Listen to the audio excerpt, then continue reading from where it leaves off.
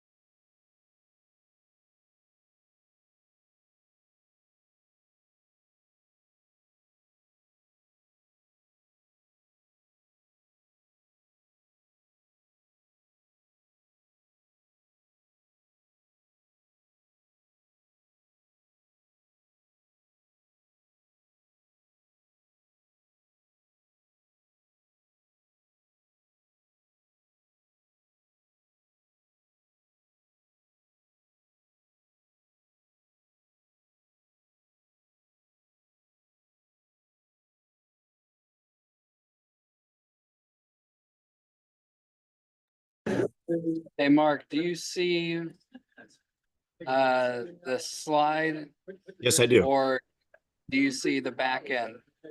I see the back end. I see all the slides on the bottom. All right. How about now? Yes, presentation. Thanks. We're just waiting for Ann. I hope he died. Not there yet. No, and just so you're aware, you are broadcasting through the speaker to the room. Okay.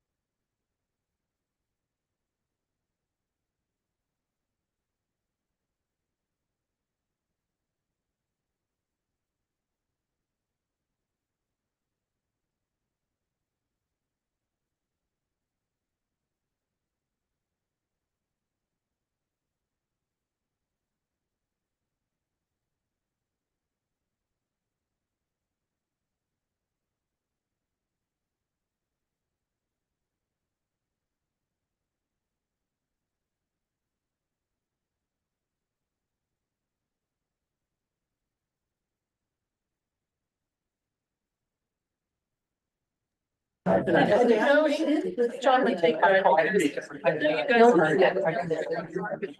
No, I wanted to wait for that. I'm just thinking. I love. And I.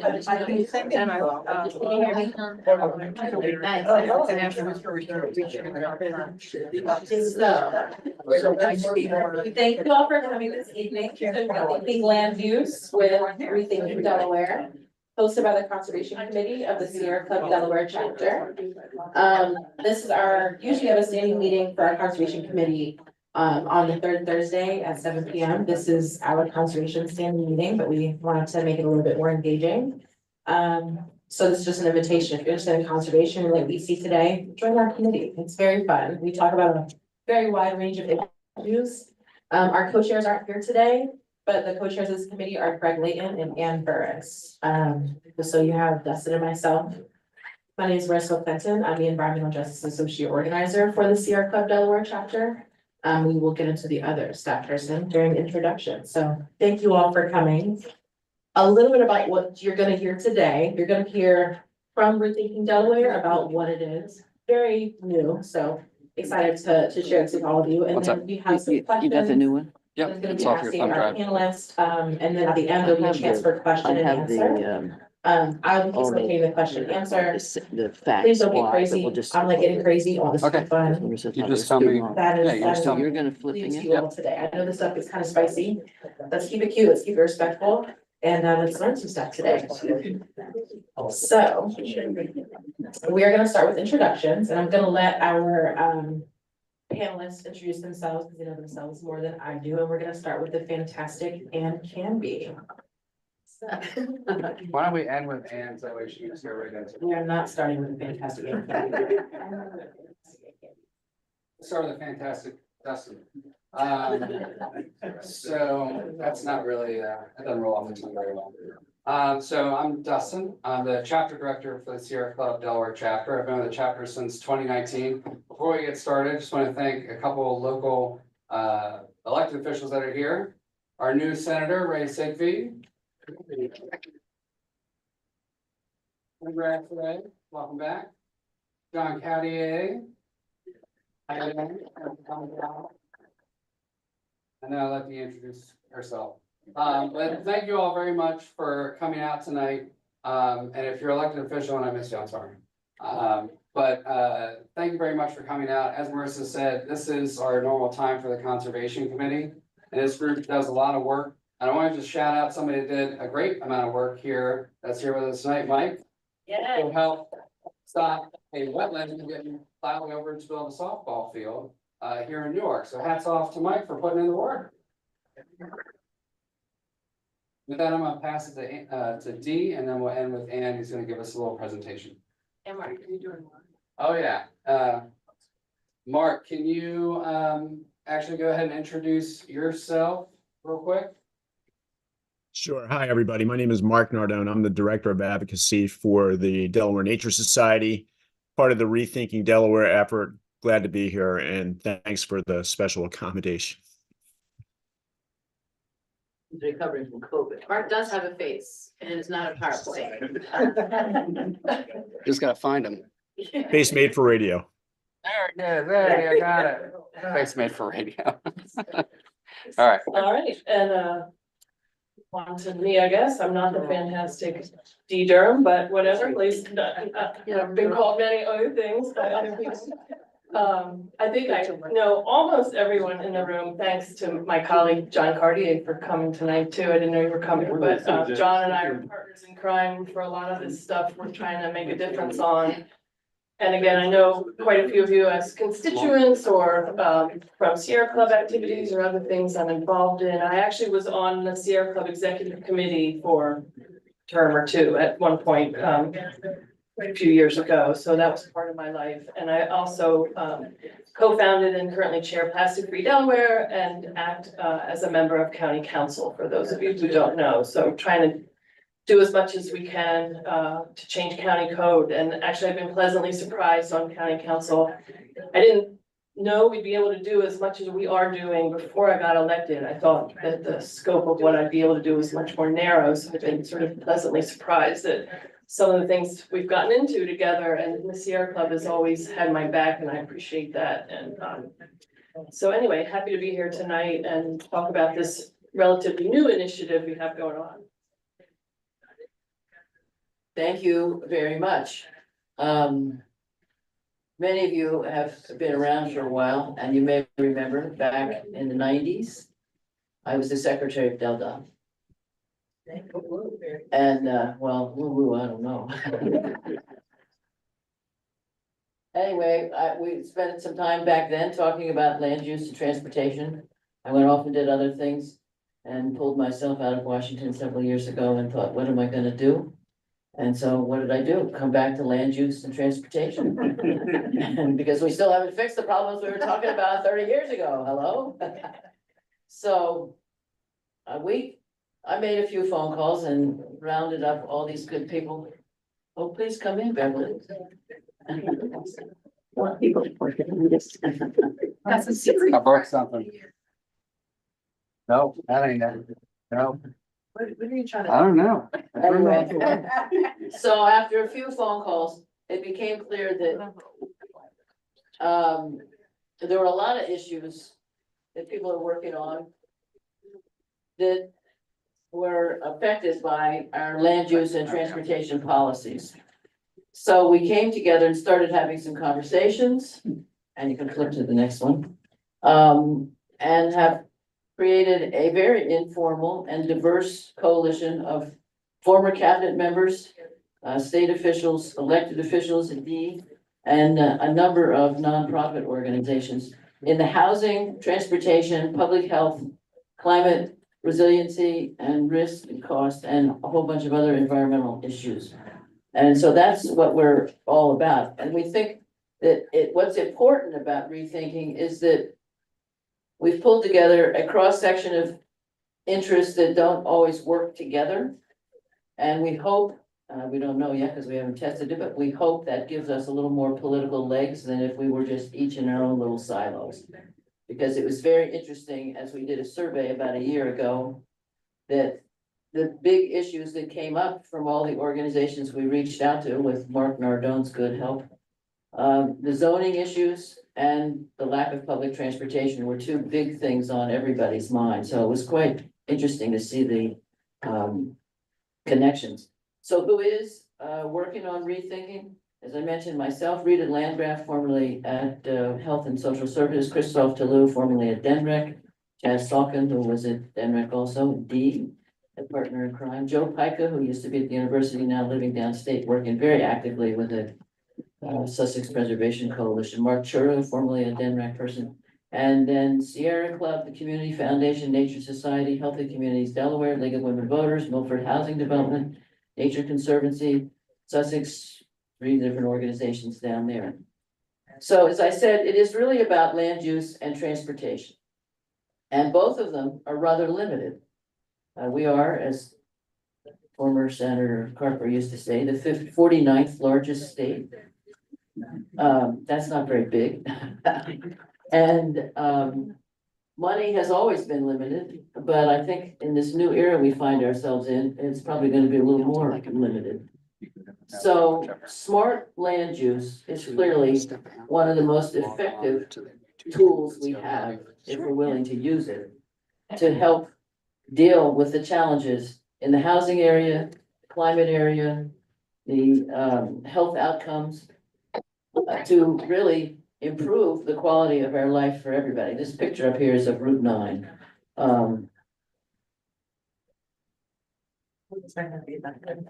Well, you never know what you're gonna find. Okay, Dustin, next one. Okay, now this picture is not in Delaware. We wish it were.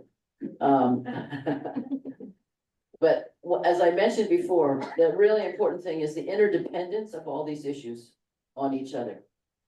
And I think that's something that we don't always connect.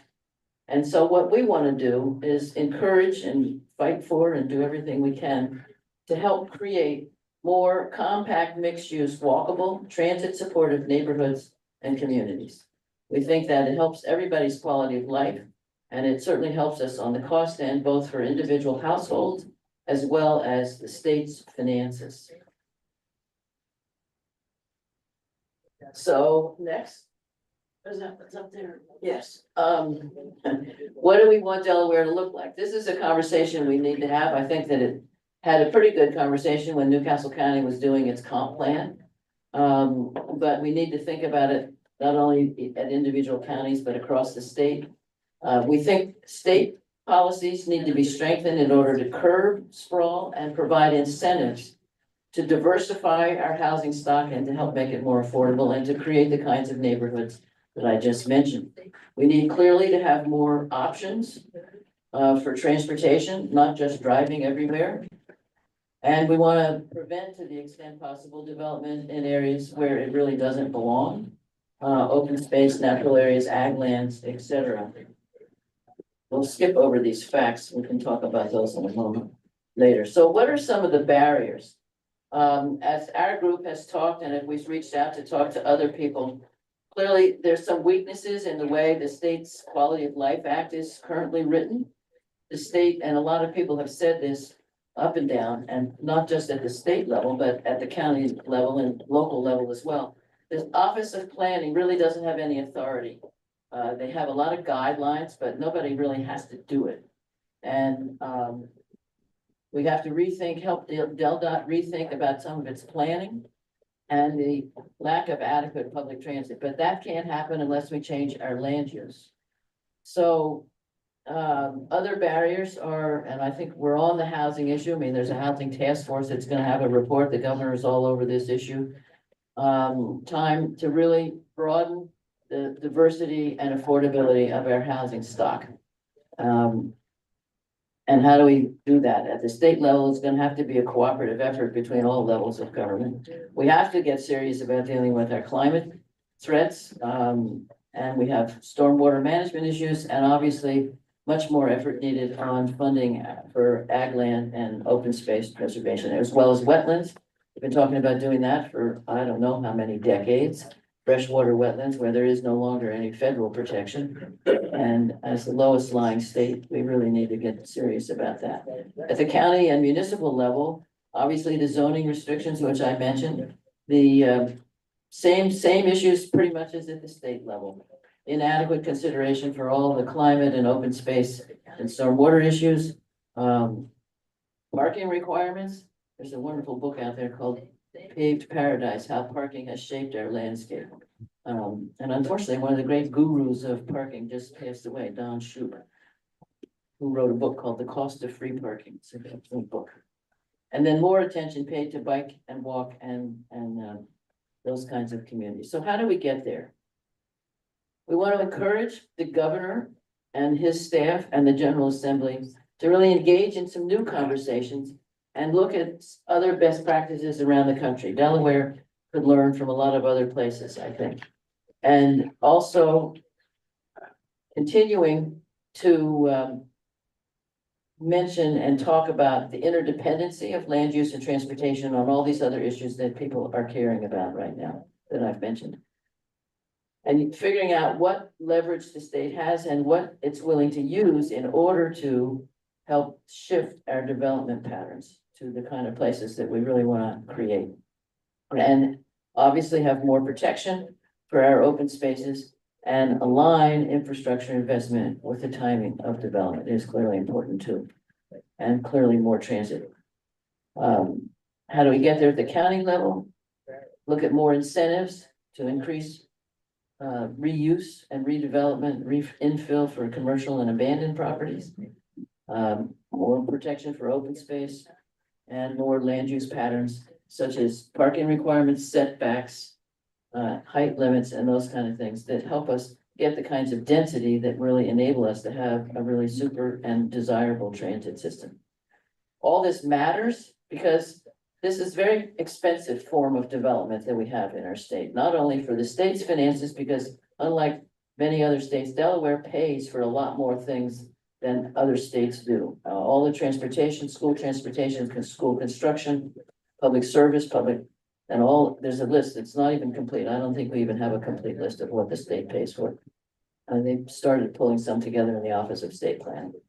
So we have high costs and household costs also.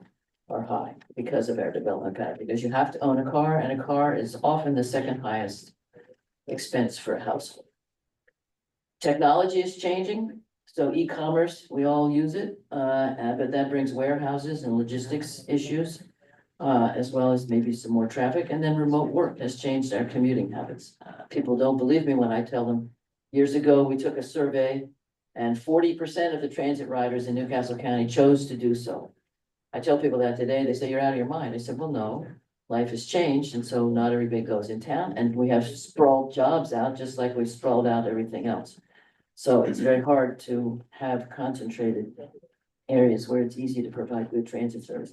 We have sea level rise focusing, and that picture from Route 9 is one example, but downstate we have it probably even worse in Sussex County. But we're not absent that issue up here. And I think as we've talked to people, like more of a sense of a loss of place.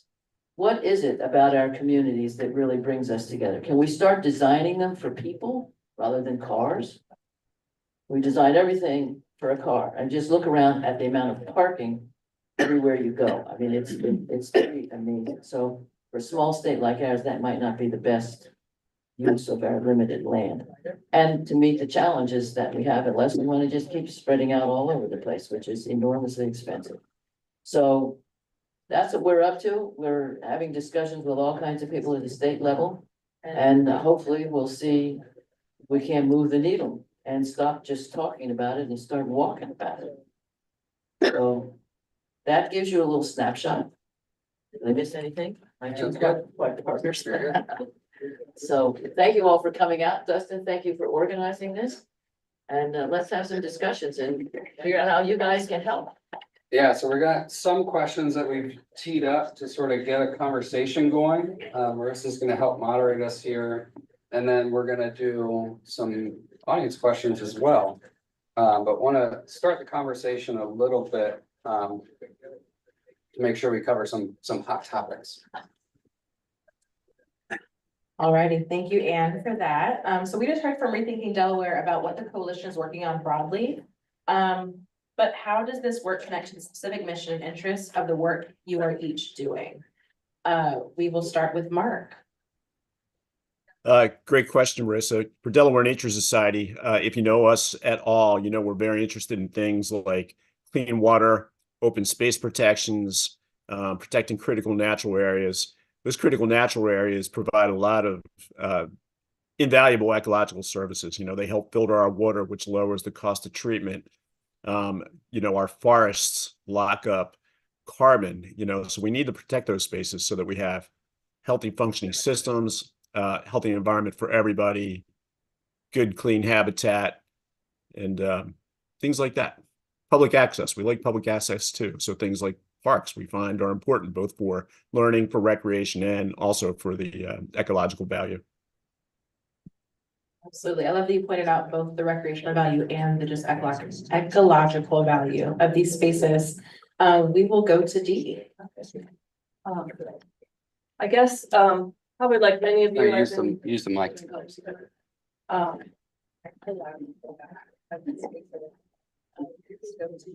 Probably like many of you, I've been thinking about these issues almost a lifetime as I was growing up and saw farm after farm after farm in Brandywine 100 be developed.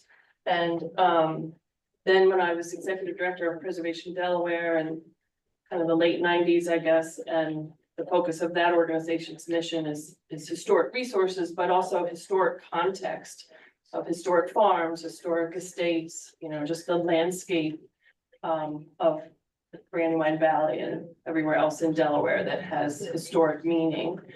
Just the loss of that. So been thinking about it for a while and kind of wear that hat as I come to just the idea of trying to do something to make a difference in the everything Anne's mentioned as it's sort of accumulated in our mission statement. And I actually was part of a coalition 25 years ago that tried to sort of get at kind of be what Rethinking Delaware is right now, where we are thinking we're what we're trying to do, and we just didn't get going. So I think this effort called Rethinking Delaware has a much better chance now with all the energy Anne has put into it, and many hours of talking to many different people and making it a very broad coalition, but, I basically just come to it, for my own deep passion of trying to make a difference in Delaware and regarding the environment and open space preservation. So,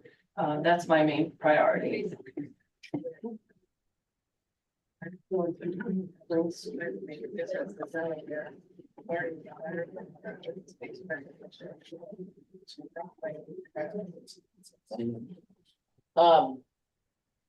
Well, when I was at Del Dot, we worked hard to make our transit system better. And unfortunately, it was the same era that the UDC came in, which was about the most transit friendly set of zoning you could imagine. But we tried, and I just think when you look at the range of people in our state, we have to have transit because a lot of people, for whatever reason, aren't able to drive, and they need to have access. They need to be able to get to work. They need to be able to get to school. They need to be able to get to healthcare. They need to be able to go to the grocery store. And we have to have other choices. And so changing land use really helps get us to a much better transit options. Now, they go together sort of like a hand in glove. If we could get really bold in this state, we could plan a nice bus rapid transit along some corridor to show people that it doesn't destroy your housing values and it really makes life much better. But that we're probably a little ways away from that, but we can keep trying. We are working. I think Del Dot is working on bike paths and better connectivity. But we still have a long way to go because we really focus on cars more than anything else.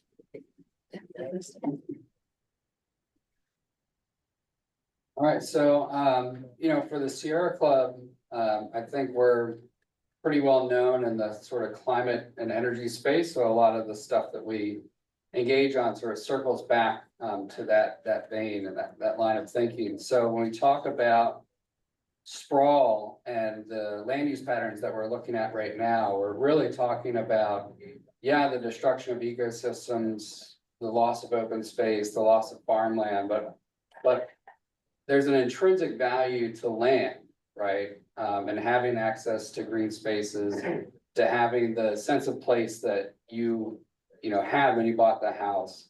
But there's also an intrinsic value to land in terms of climate. As we lose wetlands, as we lose mature forests, even a lot of people focus on mature forests, but mature forests are a source of sequestration, right? They've captured the carbon, they're storing it for us, and through a natural decaying process, they release that back over time. Young forests, as they're developing, capture an inordinate amount of carbon, but if we're paving over and we're sprawling out, there's no opportunity for those young forests to have those kinds of impact, and we lose ecological diversity in the process. And so it's a significant impact on climate. Of course, you also have to consider as we build further and out, and we're designing, right now our land use design involves a lot of impervious surface. And that has a big impact on flooding and on climate on a very, very micro local level. And sprawl also has a heavy impact on energy. I know we're not going to get into it tonight, but I know everybody right now is getting into it on these energy bills. And a lot of folks wonder, like, why are the delivery charges so high? And there's a lot to it, but one component of that, as I said, I'm not going to get into it. I'm going to get into it. One component of that is every new development that we build that's out away from infrastructure means that we have to then build that infrastructure, and that you're paying for that on the distribution charge on your bill, whether it's gas or electric. You're paying for a massive expansion of natural gas pipelines and service lines. You're paying for a massive amount of new poles and new wires, and you pay for that, in your energy bill. So there's a lot of impact here on how we develop and the implications on the climate and the energy side. And of course, not having diverse housing, apartments, townhomes, condos, by and large, use about 50% less energy than a single family home. I'm not saying nobody can have a single family home. What I am saying is that if we have diverse choices, then consumers get to make that choice on those trade-offs. But right now, if you want a home, 9 times out of 10, if you're looking at new construction, you're looking at a single family home, which is a sort of lack of that consumer choice. imagine if you got a bill every month on what the transportation costs were. You don't like your energy cost bill? Imagine if you got a transportation bill. I'll just add a thought real quick too. Years ago, when I was first thinking about this issue, one of the groups I heard about that was one of the first organizations or coalitions working or sort of to establish work in this arena that Rethinking Delaware is trying to do now was out of Rhode Island. And it was started by the power company because they saw exactly what Dustin just said, like sprawl creates costs and expense for them and all the users, but they saw this, trying to wrap their heads around this issue as a really important thing. So it was the power company that led the way on that coalition up in Rhode Island. I don't know if it's still in existence or not, but I thought that was really interesting. And our next investment is gonna be a Bluetooth microphone. I hope. I love that we started this conversation around land use, really talking about the breadth of land use, because I think that we often only think about it in terms of like zoning, but we just touched on open space, we touched on county concerns, transit, climate, and energy, and so I love that we were rooted in that.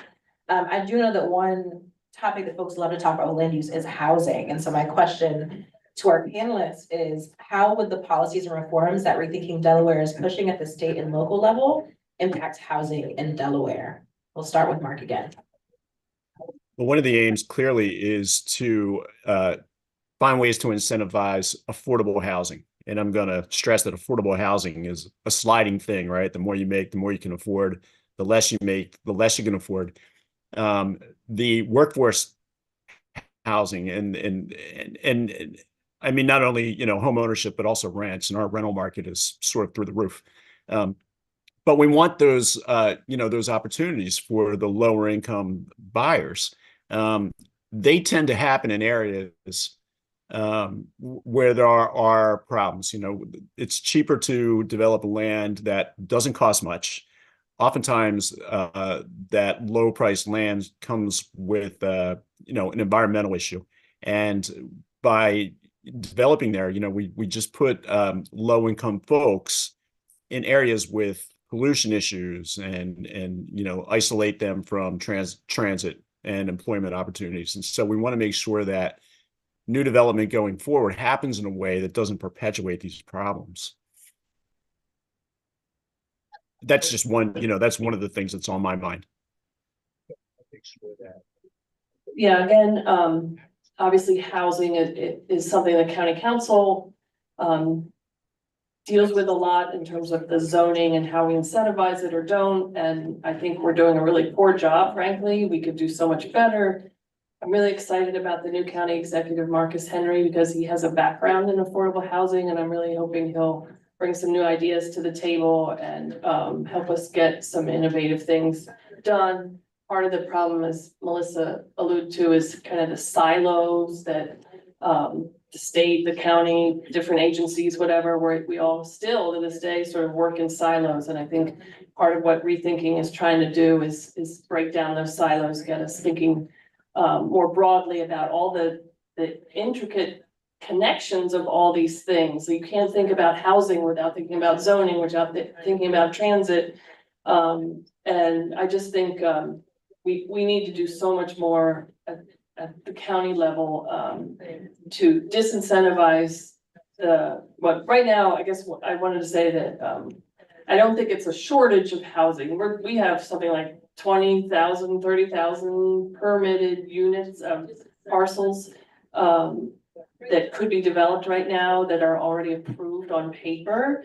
But it's the workforce housing and the affordable housing that I don't even know what percentage it is of that number. It's probably pretty low, if much at all. So we're building, you know, these big sprawling communities for the most part for out-of-state buyers that are coming here to retire because our cost of living is so low. We're not building housing for Delawareans that need it, the person that works at your coffee shop or the person that teaches your kids at school or whatever. So somehow we have to find a way to just, it needs a paradigm change, and that's what we're all about to get at that issue.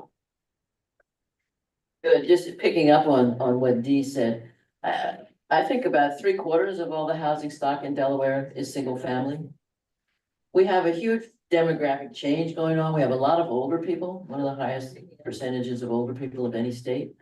And another thing I think we have to overcome is our sense of multifamily housing as being just for lower income people. I may not want to live in where I do right now. Instead, I want to go to a Croak house. I want to have another place to live.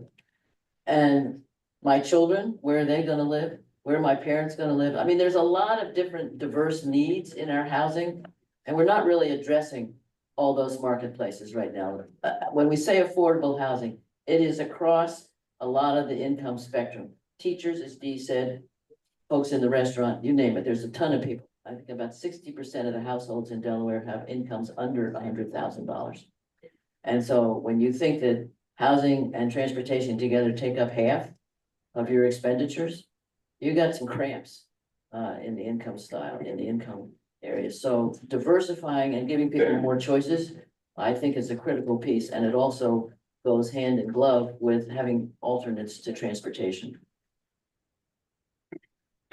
Yeah, so I think one of the factors that we talk a lot about, so there's a couple campaigns over the past couple of years about different deserts. We've had campaigns around food deserts, we've had campaigns around banking deserts, we've had campaigns around medical deserts, transit deserts over here. So that's a whole state basically.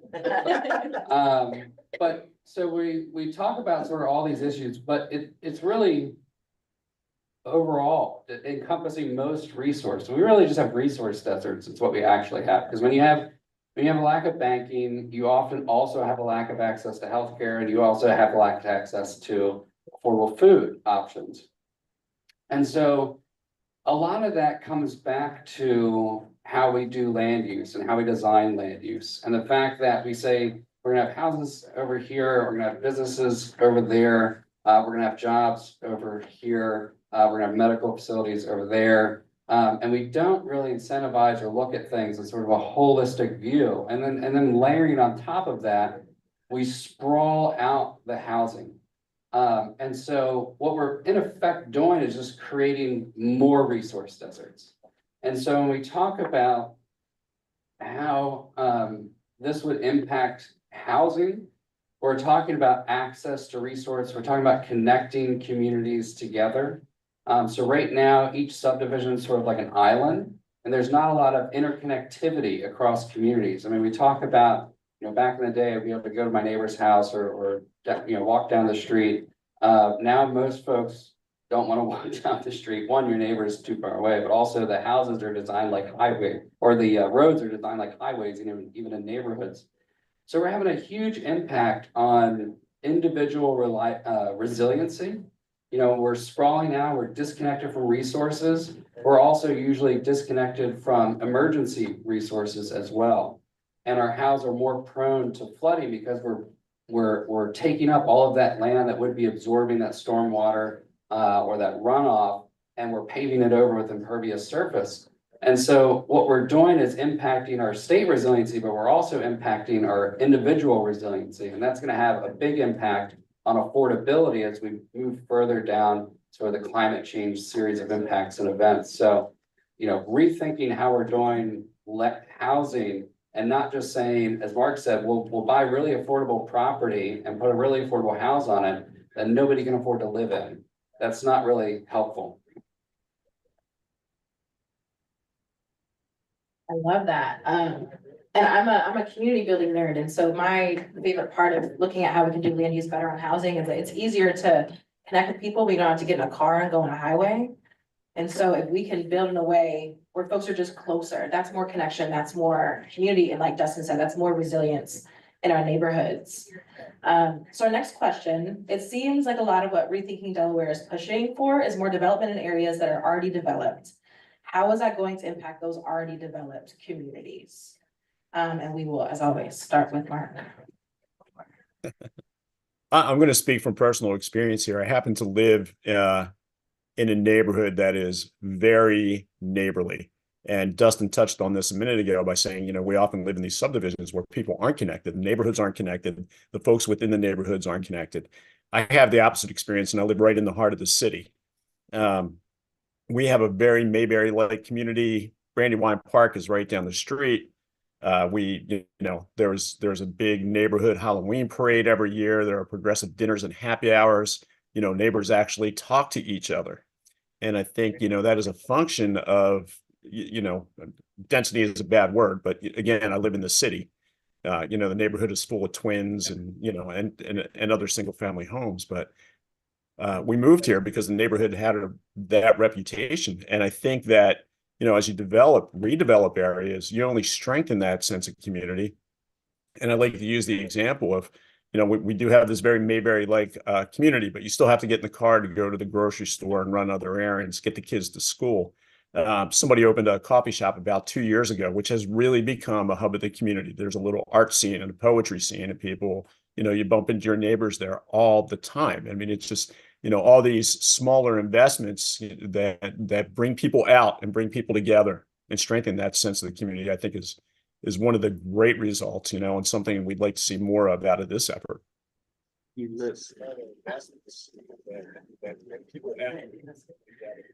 Okay, thanks, Mark. I guess, maybe at the risk of, what could be an elephant in the room, I'll just say that density is not a 4-letter word. And, for those of you from Brandywine 100 that may have gone through the Concord Pike master planning process, I often think of that when we have a question like this or talk about this kind of thing. Because a lot of what was proposed with the Concord Pike master plan was increased density, increased mixed use, which is what we're talking about, creating that affordable housing and mixed use. But it's also about creating communities that are walkable and bikeable. The Concord Pike master plan has a whole network of bike paths that are to be developed someday, where they can be made. Unfortunately, it's hard in an area that's like along Concord Pike. The sidewalks are right next to the road. It's kind of hard to do something about that, but there are a lot of things we can do to expand the bike network and make the community more connected. And it's not going to be maybe like Mark's neighborhood that's much more urban, but I do think we can aim in that direction and sort of embrace the density, not be afraid of it.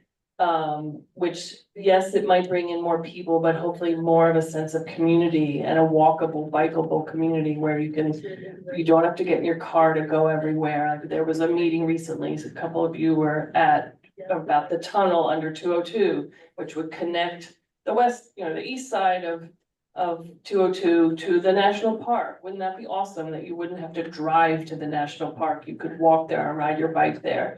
So, I just hope that we can get beyond the density is scary feeling and just remember how the predominant way of living used to be in cities or more urban environments, and we shouldn't be scared of that, I guess. Can I add something to what you just said? Sure. Another personal experience. I was born in Charlie Square, actually. And that was long before there was a Charlie Square. And that neighborhood, when I was a teenager, was on its way down. Not long after that, the banks came to town and people found affordable homes there, and they made real investments in that. And that attracted more investment. There was no Charlie Square until there was an actual Charlie Square strip. There was an Acme, but that was about it. And, that has since become one of the most desirable neighborhoods in the state, and it has maintained its desirability for 4.5 decades now. I think it's a remarkable story. Anywhere else, if Charlie Square, that would be like a Philadelphia suburb like Ardmore, and these are thriving little communities with a real identity and culture and a sense of place. You can, I think, replicate that. Not quite the same. You wouldn't be in the city, but out in other parts of the county, that can be replicated. Nice little self-contained place that people love. Okay, so to me, the challenge is breaking down the about density and traffic. We can deal with it if we're open to thinking in some new ways about how to marry the two together. And this is not a perfect example for Delaware, but I remember in Arlington, Virginia, just outside of Washington, when they were building the metro. Had gone downhill and all the stores had moved out to the Beltway. And so they built the metro and they built lots of development, high-rise apartments, everything, you name it. And the traffic was actually better because when metro was there, it took the traffic off the streets and people were moving underground. We're not gonna do that in Delaware, I get it, but we can certainly move to help transform gently so that we're not destroying the suburbs. We just make them a little more resilient in terms of diversity of housing and diversity of transportation choices. It can be done if we do it together. And we can make highly attractive neighborhoods if we do that. But we seem to just be in a lock of more development means more roads. That's what we have to have conversations about, how we break that down and move to a slightly different pattern without destroying what we already have. We don't want to do that either. We're gonna have questions at the end, so let's go Yeah. ahead and jot them down. So we, talked to, I think, to pick up on what Ann's laying down, we talked about how right now the mindset around pretty much all development is how is a car gonna work here? Rather than how are people gonna work here? And that is exactly, I think, what you're saying, we sort of have to break away from. If we're designing for cars, what are we gonna get? We're gonna get more cars, because that's what you designed it for. And so if you look at our development patterns historically, and if you think about it in that way, and if you look out as you're sort of going down, 202 or Kirkwood Highway or 273 or 279, and you think about, did they design this for people or design it for cars? The design becomes it makes a lot more sense if you think about it in terms that they designed it for cars. And so when we're talking about infill development, redevelopment, we're talking about density as we're doing new development. And you think about it, what would this look like if we designed it for people? It's going to be very different. Right now, we're trying to marry two uses that you cannot marry, and that is pedestrians and cars. They can't be together. They don't coexist very well. Delaware has one of the highest per capita incident rates in terms of pedestrian deaths.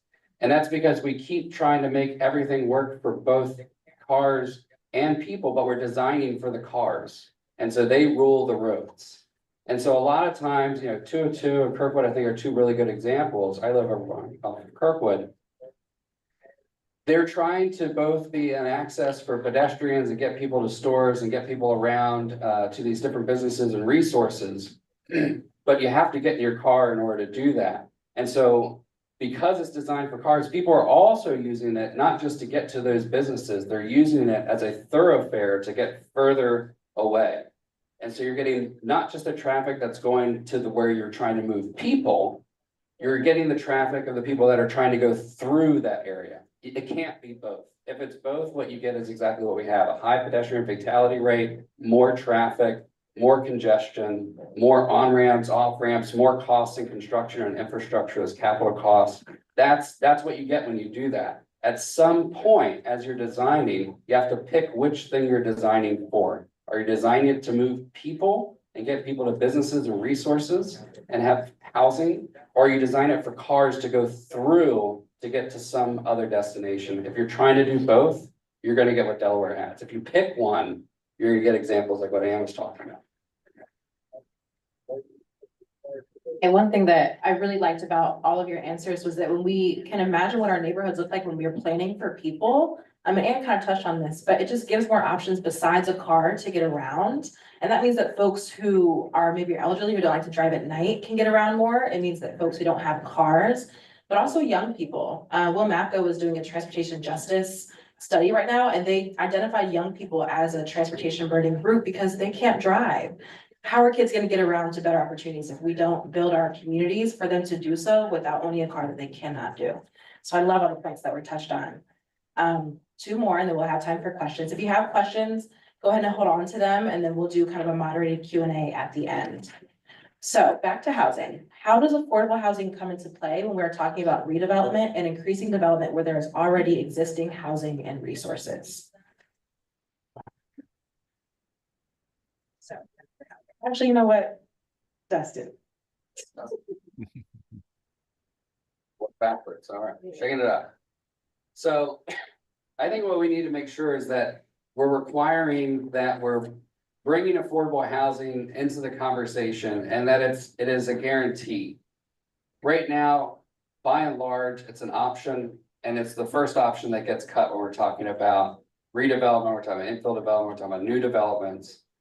And when you don't guarantee that you're gonna have affordable housing and you given it that as sort of the number one thing that gets chopped first, what we're doing is disconnecting the communities that need resources the most from those resources. And so as we're working on changing how we're doing land use and how we're doing development patterns, we need to make sure that we're connecting these communities with resources and that it's a benefit available to all Delawareans, not just the people that can afford it. And so, we know that there's hesitation. And some folks that I've dealt with it in my neighborhood when they try to do additional development and supportive housing as well. That folks just they're fearful, their property values being impacted, they're fearful of safety, they're fearful of, quality of life. But the reality is that diversity is a strength. I know it's kind of like, everybody says that, but no, it actually is true. Having a diverse local economy is the strength and backbone of the most vibrant economies in the country. And so when we talk about mixing income levels and housing types and diversifying housing stock, we're talking about strengthening, not just providing opportunities for the people that need them the most and the people that need those connections and those resources and that sense of place and community and neighborness. They need those things the most. We're also talking about ensuring that everybody has a higher quality of life, more economic resiliency, and a better chance and a better opportunity to get back to that connectiveness and that sense of togetherness that I think is missing a lot from America right now. So there's really, if you're cutting out affordable housing, that you're not just hurting the folks that need the affordable housing, you're hurting everybody, including ourselves. So we really got to think about that. Back to something I spoke about a little bit ago, that the affordability issue is not just the lowest end. I mean, as somebody mentioned, we have school teachers, we have people who service in restaurants, who cash our checks at the bank if you don't go to a window. There are people all over the place, the people who fix your car. And they have housing challenges, just as many others do, either because it's affordability or there's not availability. So figuring out how we can bring about some changes, which does destroy neighborhoods, but helps them accommodate slightly different uses so that we can have more mixed income areas. I think helps us get along the way. I was at something at the University of Delaware sometime last fall, and somebody got up and said, in fact, it was a state senator, that she hears a lot from her constituents that people want to live in multi-generational neighborhoods because they like having the kids around and they can take care of the grandchildren or the friends' grandchildren or whatever it is. And we seem to love these 55 and over communities, but some friends of mine just moved to the country house and they said, it's a nice apartment, but it's all old people. Well, duh.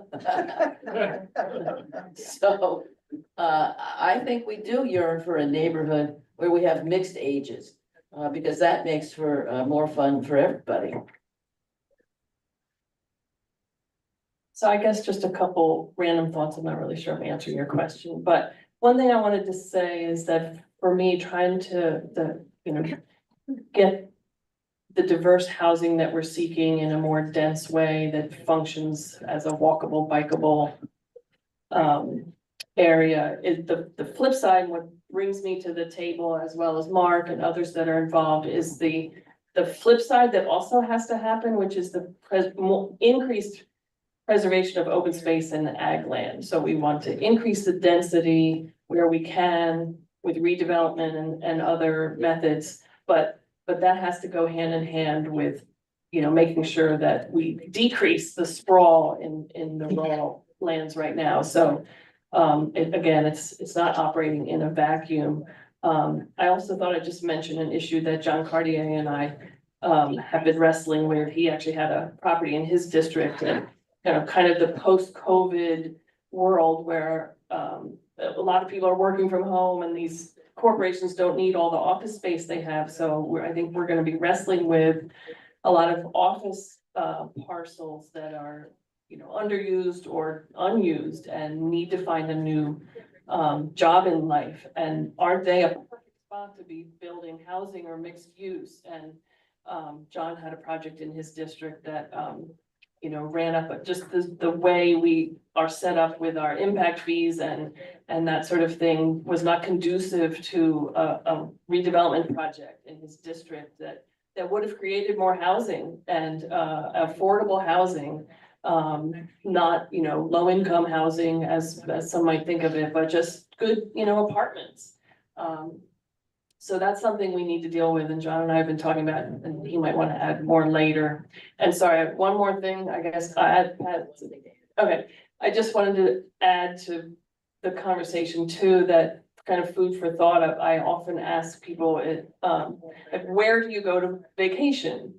If you're not going, say, to a national park, which probably a lot of us in this room do, if we're members of the Sierra Club, you know, if you're not going to some beautiful natural area to visit, chances are you're going to a historic town or a historic city somewhere, right? Is my guess. So and then we go to those places and we go, wow, this is amazing. It's a walkable, bikeable community and city. I just love it. It's awesome. I can, you know, list the benefits. But then we come back here to our sprawl world. And it's like, why don't we make the connection between why we vacation in these places that we like so much, but not bring them back here and create those same places here. So it's just kind of a light bulb moment, like let's bring those places here to Delaware. Just one quick point. There's a phrase that we use that often that it says, you drive to qualify. You have to go far out to afford a house, and then you have transportation costs. And what we don't realize is that Delaware, the average expenditure per household is about 22% for transportation, just transportation. The national average is 15%. So we're way out of line. And what that means is when you have to spend the money on transportation, there's less for housing, food, clothing, healthcare, etc. So we got to figure out how to do things closer in, because to build a bunch of townhomes or apartments out in the middle of a cornfield is not really solving the problem. Mark, will throw it to you. I'm not sure I'm the final word on the subject, but I will say that, you know, when you integrate the affordable housing, and, you know, you need affordable housing for everybody, right? Young people starting out, low earners, and people on fixed incomes. When you integrate that, you do reinforce that sense of community. You make it a more desirable place. And again, like Charlie Square, those desirable neighborhoods, they hold their value. So I think it's sort of a win-win for everybody to create that. And to Dee's point, I will say, you know, I was in Italy a few years ago, and let me tell you, we Americans are crazy. You know, I was in one of those historic little towns, multi-generational, walkable, bikeable, everything you could want to do is right there. The family support is there. The neighbor support is there. Nobody is killing themselves to earn a living because they paid their mortgages off 6 generations ago. It's a pretty sweet way to live. Why don't we want to create that here? You know, and let's make Delaware the model for that. I love that. And Dee, to your point, I went to Dublin as some post-election self-care this year. Was not in a passenger car the whole time. It was completely walkable. Buses were everywhere. And then I got back and I was like, oh, this is where I live, unfortunately. So yeah, thank you all for that. Last question. And we're going to start with Dee. What are the roadblocks that prevent the kind of transit-oriented development that Rethinking Delaware is pushing for? And what are the levers to pull to remove those roadblocks? again, when Dustin asked us, prepped us with this question last week, my gut reaction was political will and political leadership. Because that's where it starts, and I think, you know, a lot of elected officials either don't understand these issues or aren't willing to take bold steps to address them. So I guess the only other thing maybe I'd add to that is I was saying to someone earlier, and we've had, you know, over my years of involvement in different things, so as someone wise told me years ago, it's much easier to elect someone that's favorable to what you're trying to do than it is to try to convince an elected official who's already in office who's against what you want to do. So you're probably never going to convince them to take the bold steps that are needed. So what we need is to elect people that are willing to do this and support the bold steps that are needed. So while we need to have more density, I think we also need to push on the other side of the equation, which is to get some rethinking in our transportation world.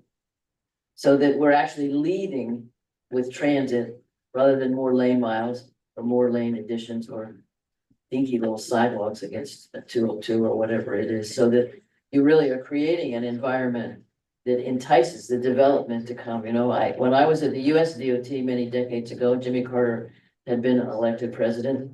And he wrote a note to the secretary and said, this Atlanta subway is a waste of money. We shouldn't be building things like that. Well, imagine Atlanta today without that subway. It would be a mess. Imagine Washington DC without that subway. It's already bad enough with it. Imagine Norm Mineta, who was the mayor of San Jose and was also the transportation secretary. He said this San Jose light rail line got built too soon. My point is, if you get out in front with those kinds of investment, development shapes around it. And that's the kind of bold thinking that I would like to see DelDOT come up with to help drive the development patterns. Was drive development patterns an intended pun? Take it away. Yeah, I think right now, what the systems that we've created and designed, it's at the state level, it's at the county level, is that it's just far easier to build where there's no infrastructure. Where you don't have developments, you don't have neighbors that maybe push back, you don't have the sort of systems in place that push back, that create resistance. And one thing that will generally stop development, particularly when it comes to density, is just about any level of resistance, really. But that costs everyone more to do everything. It costs more for services. It costs more in hard infrastructure. I talked about energy bills earlier, and we all pay for that. We're all subsidizing that expansion, that sprawl. We pay for that in our taxes. You know, DelDOT owns 95+% of the roads. So you're paying for that. You know, we're Newcastle County, northern Newcastle County in particular, I'd say. You might not like to hear this, but we're heavily subsidizing the expansion and rapid growth of southern Newcastle County. And that taxpayers in northern Newcastle County that already have sort of established, you know, property base and all that sort of stuff, we're paying to invest in that infrastructure, whether it's your utility bills, whether it is cost for additional roads and services, fire, paramedic, schools, et cetera, you know, all of it.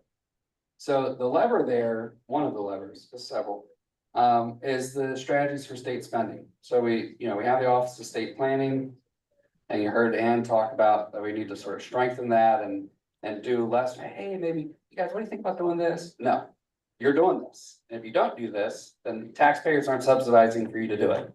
And we really have to draw that line to say, if we're not going to follow the straight strategies, then they're not worth the paper that they're printed on. And that's generally what they're worth right now, because folks just kind of bulldozer over them and just do what they want to do. Unless they get resistance and then they walk away. So we need to make sure that we're already developing. You do that through making sure that your state strategies and your state taxpayer dollars are in alignment with a growth pattern that's sustainable, a development and growth pattern that's sustainable and resilient. I think that's really what we're talking about.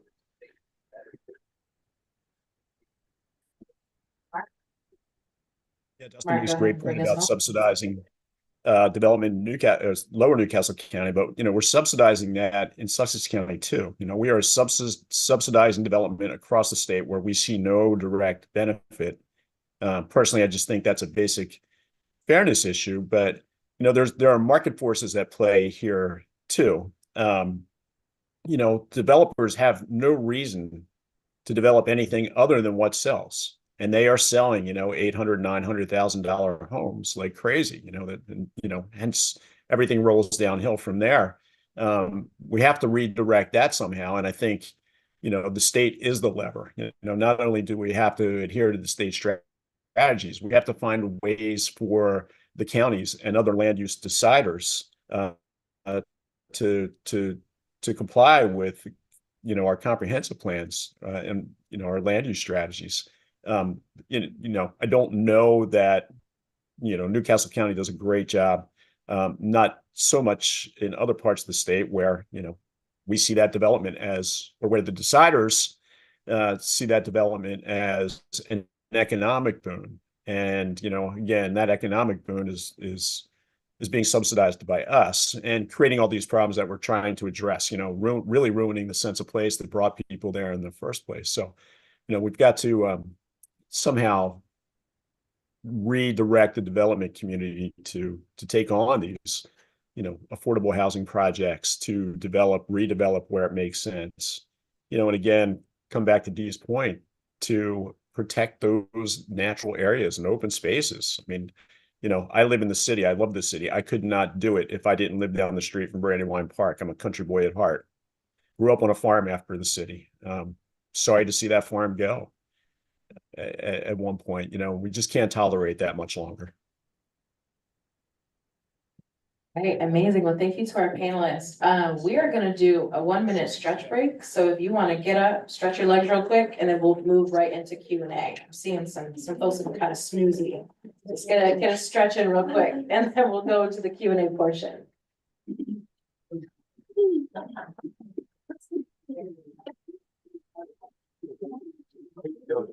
Music, as she puts it.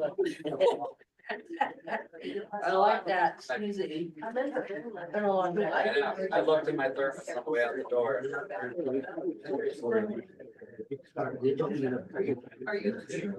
And for Q&A, you will have the options to either just say your question out loud and then I'll repeat it into the microphone, or you can come up here and ask your question directly to the microphone. Just line up in the center aisle. Access. Yeah,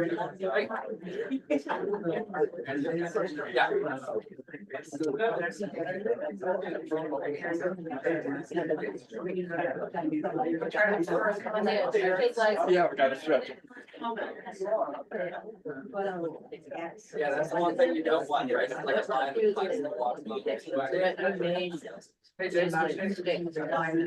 Then we went back. Yeah, so we'll see how. Yeah, we do. Yeah, I was gonna say, he's got a.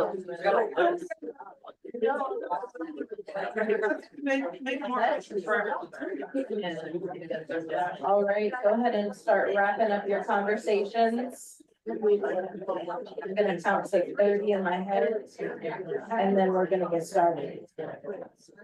My 30 might not be your 30. Yeah, so I hope yours is longer.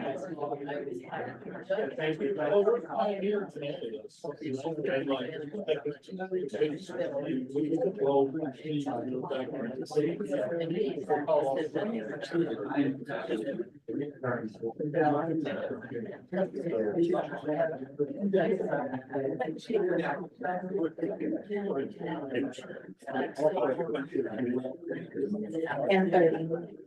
Thank you all. Hey, Jay. Yeah, I know, that was probably great.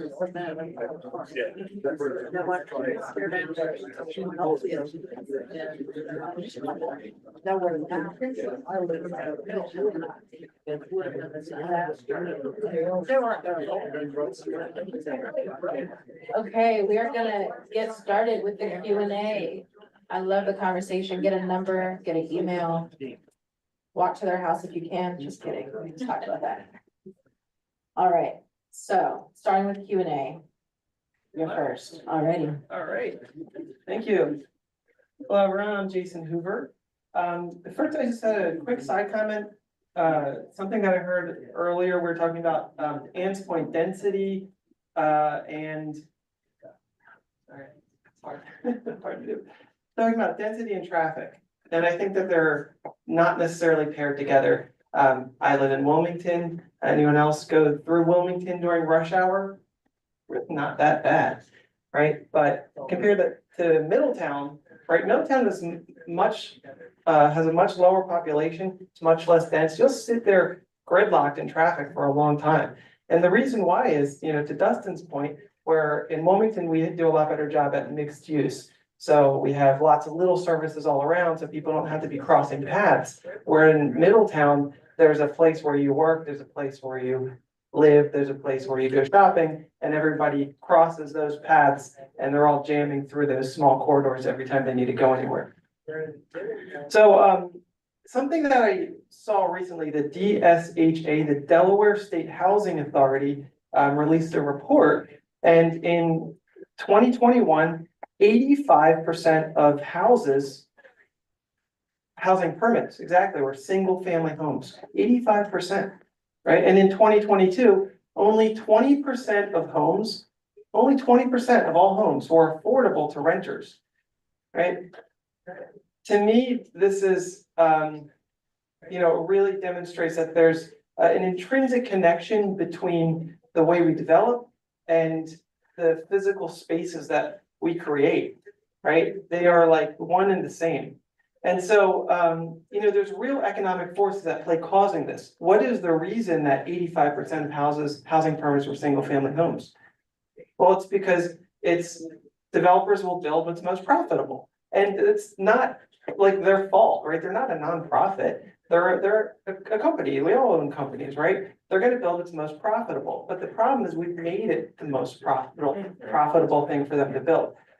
When you build in this way, there's real cost to single family homes. When we build out our land with, what's that? What's your question? Am I taking too long? Yeah. Well, but it's a complicated issue. Oh, we have other quick one, might need to ask. We can connect after about the Okay, specific. so there's real cost to it, such as increased traffic, the sewer systems, which is the single most expensive project the county has ever undergone. And, you know, raising taxes, all these things. And so, there's big costs, and there's also the opportunity cost of not developing in a smarter way. So the word that I haven't heard tonight is called externalized costs. And Dustin, you were getting really close to it. But what I'm curious about is what's the discussion around the externalized costs, the costs that are being borne by the community, not the developers, that is allowing, essentially subsidizing this gap in the true cost of developing in this way. What are they? Yeah, so I'd like to hear some discussion around closing the gap between the cost that the developers are paying, right? And the cost that's being borne by the community. Because single family homes are only the cheapest to build because of the current situation, right? If you try to build a single family home in Manhattan, it'd be really expensive, right? It's not that single family homes are always the cheapest or always the most profitable. Somebody talked about the houses in Middletown in Sussex are being subsidized. I would like to see the economics. I'd like to see a white paper talking about that and then elevate it so that mere mortals can. I can touch on a little bit anyway. We could spend the whole evening talking about it, but one of the phrases that gets at that is the cost of services studies. And there's lots of, if you go home and Google cost of services studies, there's lots of them on the web. One just next door in Chester County is a very famous one, or maybe not famous, but well done, well recognized study.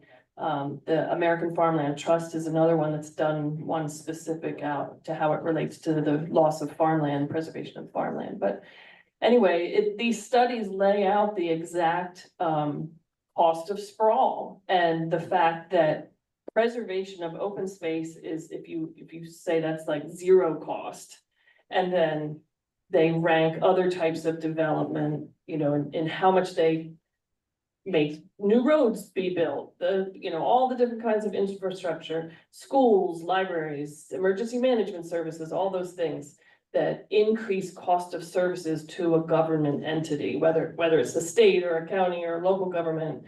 And so there's lots of studies that have been done that kind of document that in data points, and it's proven to be a thing. Here in Newcastle County, I just did a bill recently that Matt Meyer vetoed, some of you may have heard about that would have updated our impact fees because they haven't been updated since 1999 when they were first implemented.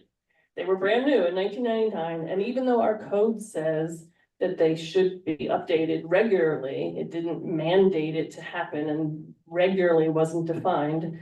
Although other council members in the past have tried to rectify this, it's never gotten passed. So we actually, with John's help and others, we got a bill passed late in the fall, and Matt vetoed it, but it would have brought the impact fees up to inflationary standards to 2025 and kept them there. It would have mandated, just like reassessment that we're going through right now, is kind of another symbol of that, but it would have made sure that, and so the impact fees for Newcastle County are for emergency management services, libraries, parks and park facilities. John, what am I forgetting? I think there's 5 things. So all of those no, we don't do schools, but parks, emergency management, police, libraries. So an example is the new library that was just built down in Middletown was something like $25 million. And the impact fees that had been set aside and earned over the years to pay for that library was like $100,000. I may have that wrong, but it was a fraction of what that library cost. So we're all paying for that. We're all paying for that new library because the new development that's coming in that's causing the need for that library didn't adequately cover it. So that's one example. And another example that John and I have been working on is actually a state issue, but it impacts our local land use, as I said earlier, is what's called the VSA, which is the voluntary school tax. And it's for new developments have to pay into the VSA because of increased demand for schools that development is causing. But an example for you is Sussex County doesn't have a VSA. And so any new school that's built in Sussex County right now, guess what? Everyone in Newcastle County is basically helping to fund those schools. And because the state is basically paying for the new schools down in Sussex. Well, who's paying into the state coffers? All of us. So those are just 2 examples. Hopefully that answers your question. So where should that white paper come from and when can we see it? I don't need a white paper. They've been done already. I want to read it in the news journal. If there's an acronym like this, let's get it out there.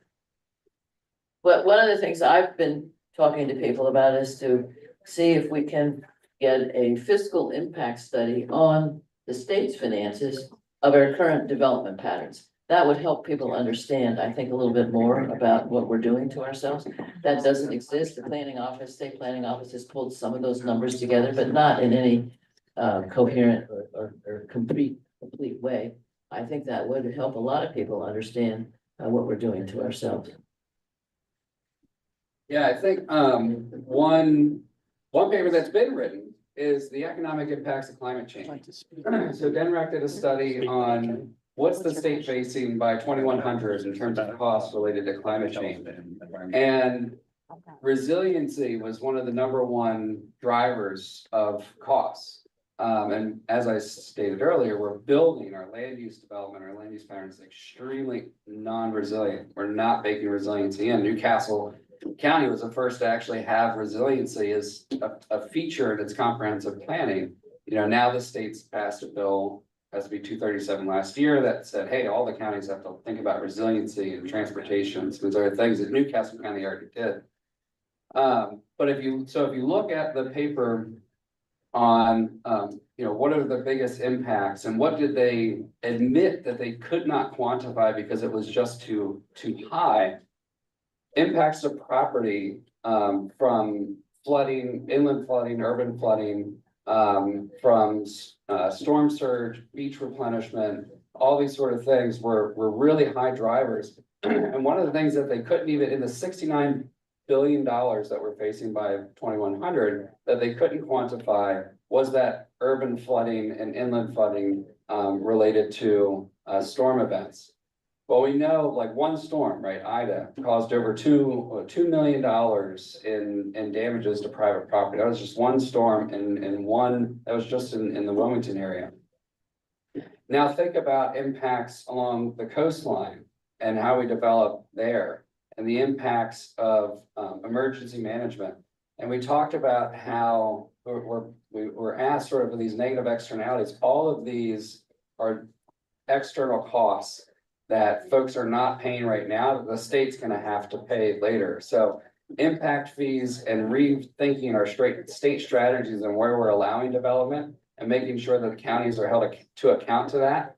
And if the counties are gonna approve things, that the developers have to step in to fund things that are not in alignment. If they really want to build that development out in the middle of nowhere where there's no schools, no roads, no resources, no infrastructure, then the developer has to bear that, or the county has to bear that. And if the county, I promise, one time, if the county goes to their taxpayer and say, hey, we got to raise your taxes by $200 million to pay for 5 developments out in the middle of nowhere, real quick, that county's going to rethink how they're doing development. Justin, can I jump in there for a second? Go ahead. I just wanted to mention, one of the things that I have asked DNREC to consider is mapping future floodplains, because we simply cannot allow development in those areas. I mean, there's the potential property damage is enormous now. We are just going to make it worse if we continue to do what we're going to do. I mean, we're spending more money to increase the cost on ourselves, and it just makes absolutely no sense. So there needs to be, I think, some statewide standard for land use in those coastal areas. And we tend not to think of the city of Wilmington as being a coastal area, but it very much is. And the impact on those neighborhoods during Ida was, it's more than about property and money. It really is, the human impact, the psychic impact of something like that. Those are highly vulnerable areas. They're going to remain and become even more vulnerable as we deal with sea level rise. So, we just have to stop. We just have to take some areas out of play. Yeah, and time check, we have 10 minutes left, so we are gonna speed run the last of these questions. So I have 3 people in the queue. Raise your hand if you have a question. We are not getting to all of it. But we're gonna try. So, start, yeah. So my question is, there is so many sprawl. Are we talking when we are changing this mentality, this pattern, and changing what is already built? With rezoning, are we, for example, take one huge development in Lewis, for example, that is bigger 3 times than the little beautiful, precious, walkable Lewis? And are we going to look for ways how those houses actually would allow to have a business like childcare, cafe, or medical center where people can actually work, more trees for people to actually walk when it's summer? Are we talking about those things? Because the ideas are wonderful, but the important thing is not only that we are going to build different, which I don't know when, but when are we going to do what we already have? Because what we have is destruction. We have more piece of land compared to lovely density Lewis, where there is less people and a bigger house for less family members. Yeah, so to sum that up, what does it look like to do infill in these areas that already have sprawl and already have all of these suburbs? I'm only gonna let 2 of y'all answer this. So I'll just be real quick. At some point, there's a saying that we sort of have in our sort of environmental organization here. At some point, we have to turn off the tap.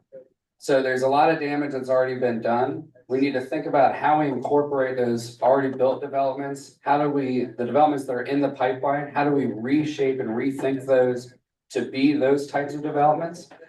But And then to connect the developments that we're already building to more resources, having accessory dwelling units is a great way to do that, to provide density on areas that's already developed as a by right use. If you want to build a mother-in-law suite, rock and roll, do it.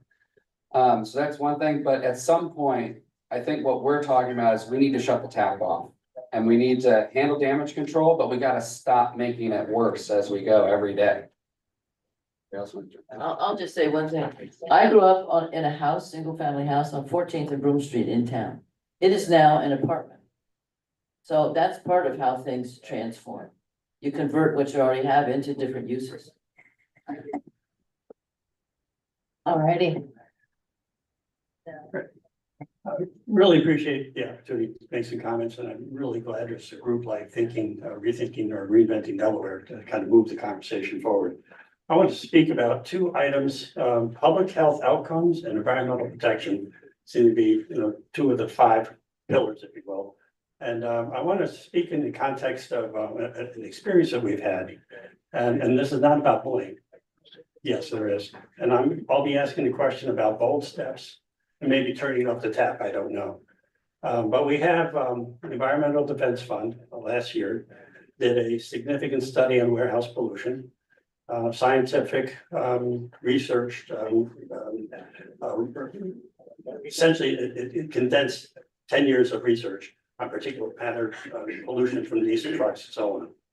And it talked about a region of polluted air. And what we have in one area, we have 2 warehouses that will be generating conservatively 11,340 cars and trucks a day in one location, surrounded by 270 degrees of multiple new communities that will be within the pollution zone of that area. Now, in practice, what we've seen is the county did what we might call is what we normally do.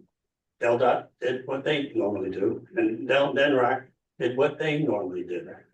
And the bottom line is that the values associated with public health or the values associated with environmental protection somehow get lost. I was just wondering how you made some remarks about how to change that by identifying costs, about having more political will.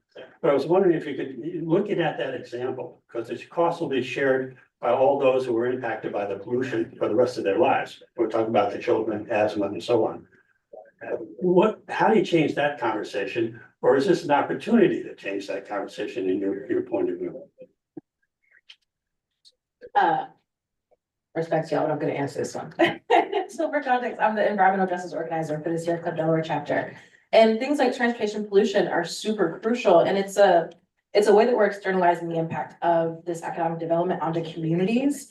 And one thing that we really need, and something that Sierra Club Delaware chapter and Delaware Nation Society and some other groups are advocating for, but is a way to turn off the tap on permitting. So like, kind of too late for this, but when we're looking at permitting, we're considering the existing pollution and not putting things right next to where folks are living and pulling public health into this conversation. Because right now, Dee made reference to this in the beginning, all these things are siloed. And so it's very hard to have a conversation about the intricacies of public health, the histories of racism, dumping pollution on people's bodies and begging them to pay the price in a place where we don't have hospitals and healthcare and all of that stuff. So the answer is, we need to do a better job at pulling in these kind of niche issues and making sure that we are really looking at the price of economic development, not just on our economy, but on the people who we're developing for.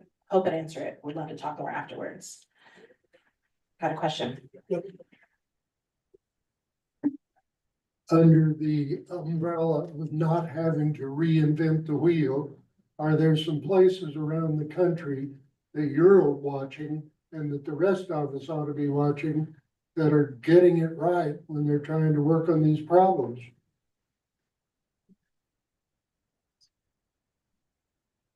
Well, there are all kinds of things going on all around, and I suggest looking at the Smart Growth America website, Congress for New Urbanism, Strong Towns. Those are all places that are working with folks that are involved with them, working all over the country, doing new and different things. And so I think And Connecticut, yeah, Connecticut, man, yeah, they just extended their rail line from New Haven up into Massachusetts, and what's happened around all those rail stations is pretty remarkable. All kinds of housing has popped up, and we could do that right in Claymont. Thank you very much. Real quick, I am starting a Strong Towns chapter here in Wilmington, so go to strongtownswilmington.org, you can learn more about that. Very good. For folks who couldn't hear that, there's someone in the back starting a Strong Towns chapter for Delaware. Come talk to us after. Yeah.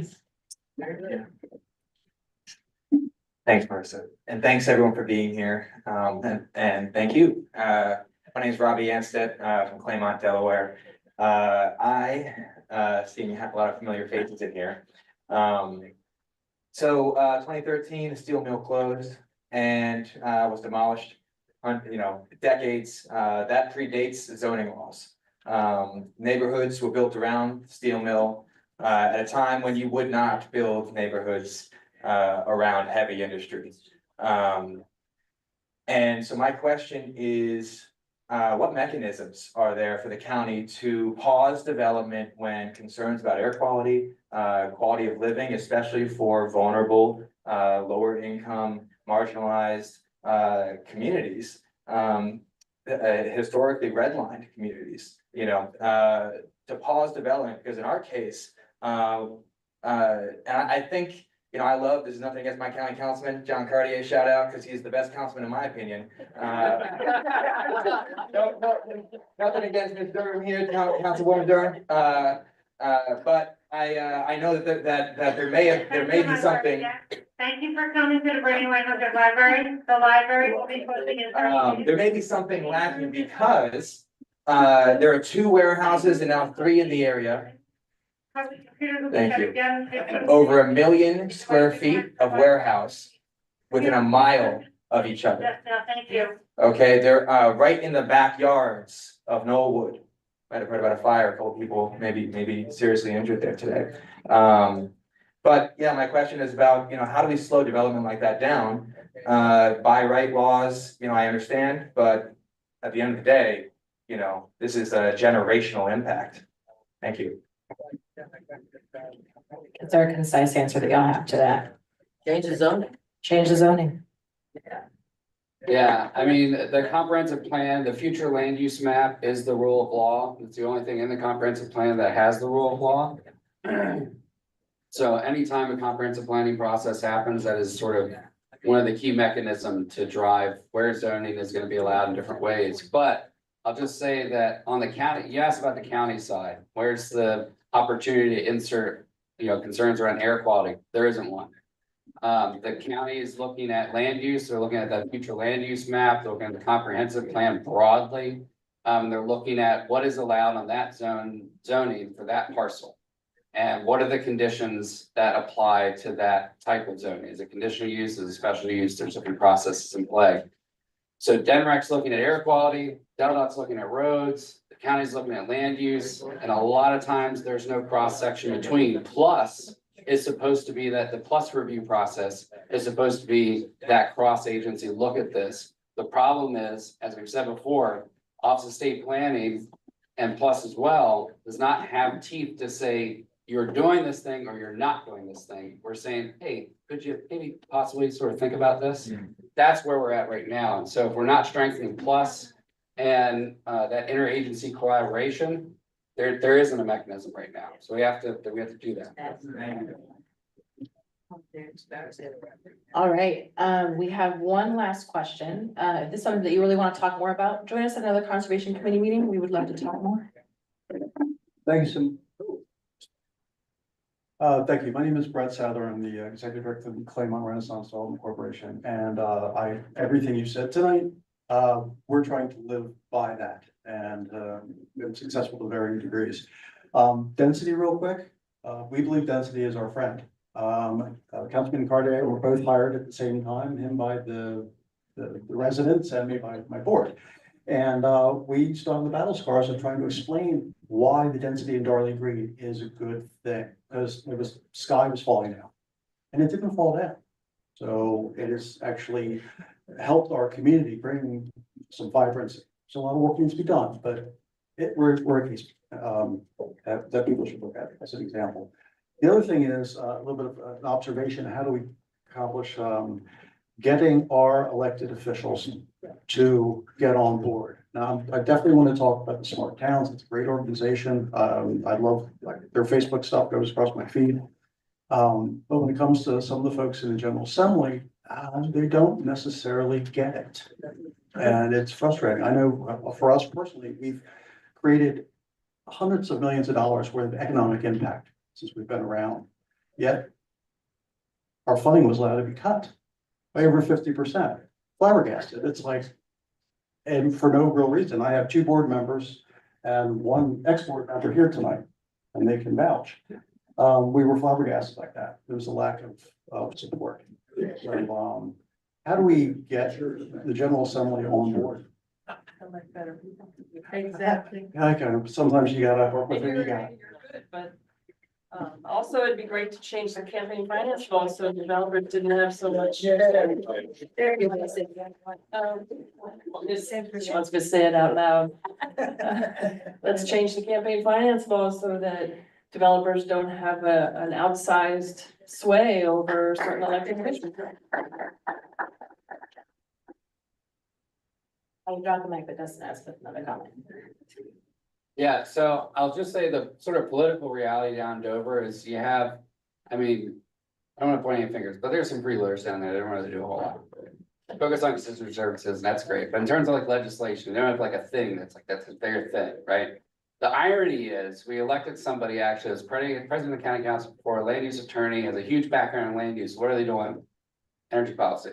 Senator Hansen, right? Has probably, if you look at the legislators that are down there right now, most of the folks in terms of like, hey, what's your background in? She's probably has the most history in terms of land use, but she also has the most history in terms of like environmental and energy policy as well. And there was a really need for that in the Senate. But now, you know, we did just elect Dan Cruz to the Senate as well. And Dan has a lot of passion and drive around land use. And so the thing I think that's been missing in the General Assembly is somebody like that's their thing, right? You have folks that like human trafficking, it's their thing, right? Kim will like works on that a lot, right? You have energy policy, just said Senator Hansen. You have, you know, environmental justice issues with Medina and Larry Lambert. You have disability rights with Representative Heffernan also on the environment. So like people have their sort of niche things that they take the lead on. Nobody's had that in terms of land use. So I'm hopeful that given Dan's passion for, you know, he ran efforts with United Way around blue zones, right? Which is a little bit about what Mark talked about out in Italy. They have a lot of blue zones. So he has a distinct interest in land use. So hopefully having somebody that like that's their thing will help down the General Assembly. One other quick thing from my experiences at Delta. I think it's really important to help our constituents understand better. Yes. Because they go to tell their legislators. Yes. I always said to my folks at Delta, let's get those potholes fixed so we don't have to hear about it from a legislator. Get ahead of the game. So this is what we've got to try and do, some messaging and awareness and help people, just bring them along so that we can show them some other examples. It's not the end of the earth if we change things a little bit. But it's not shoving it down. Because at the public side, we do a lot of public meetings and you got 5 people, that's a hysteria in Delaware. So you gotta help bring people along. Then they won't be going to their legislators and they can go to the legislators that says, we want this. So I think it's all in the game that we need to engage. One last thing to build on Ann's point, we need to talk to our legislators about positive things and when we like things, as much as we talk to them about things that we don't like point blank. We need like positive voices around good land use choices to counter out the others. So thank you for coming. I really appreciate your time today. Like I said, this is the Sierra Club Delaware Chapter's Conservation Committee that hosted this. You register for this, you're on our list. We got you. So you will get our emails for our next meetings moving forward. And I hope to see you at another one again. Thank you and travel safely. Thank you all for coming out. And if you don't like being on the list, there's an unsubscribe. So you can't take them. Have a way out.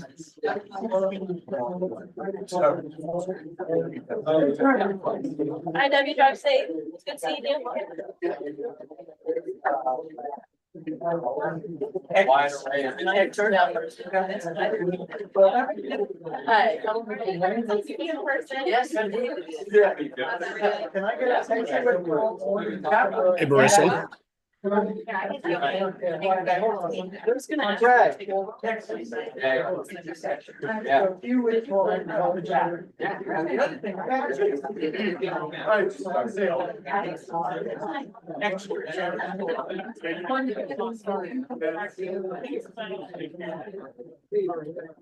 The library closes at 9. We only have this room till 8:30. I love you all.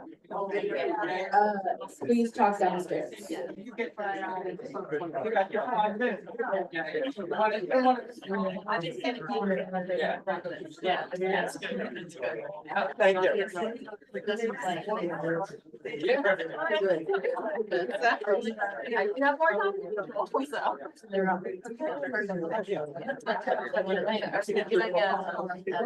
No, we need to say, like, your station, they have to get us out. Who the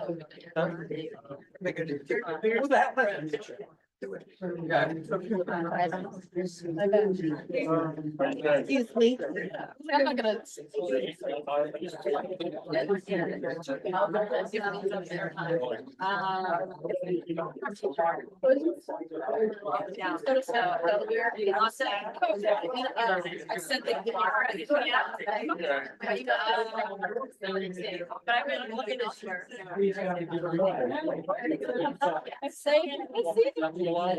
I was just talking to her yesterday. Gotta love that. She's always on vacation. Sure.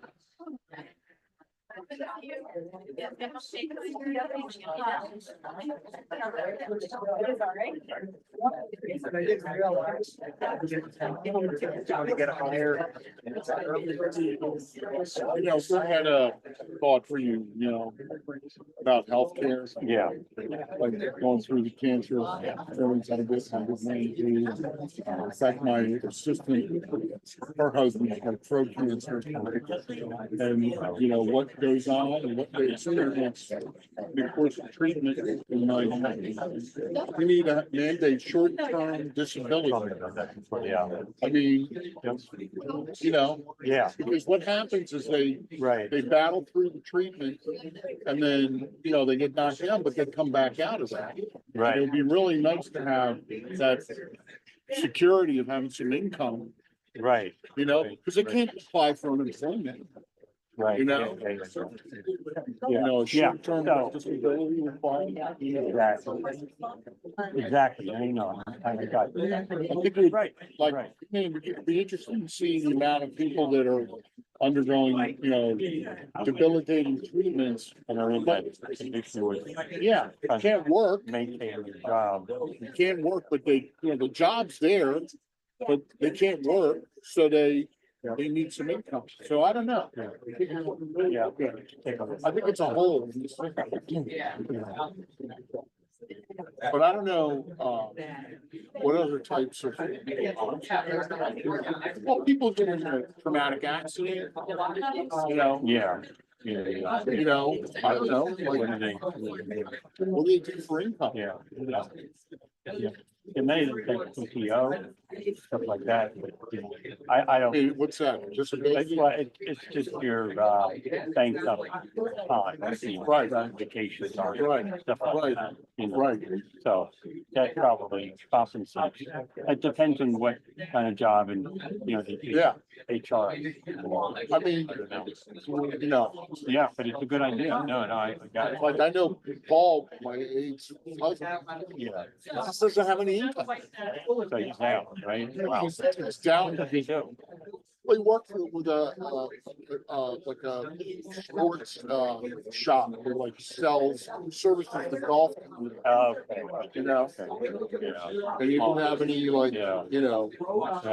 doesn't have any income because he's not able to work. Right, But he's gonna come back. right.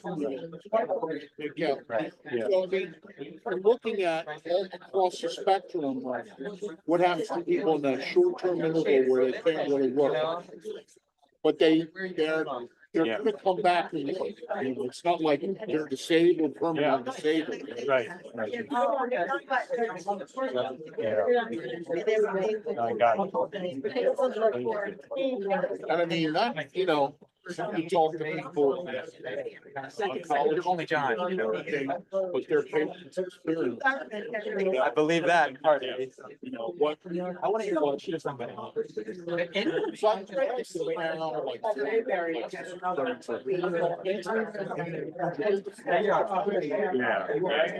Yeah. it's not like the old days. You got right? We don't need to have more in the phase. Want to have a beer garden there? Well,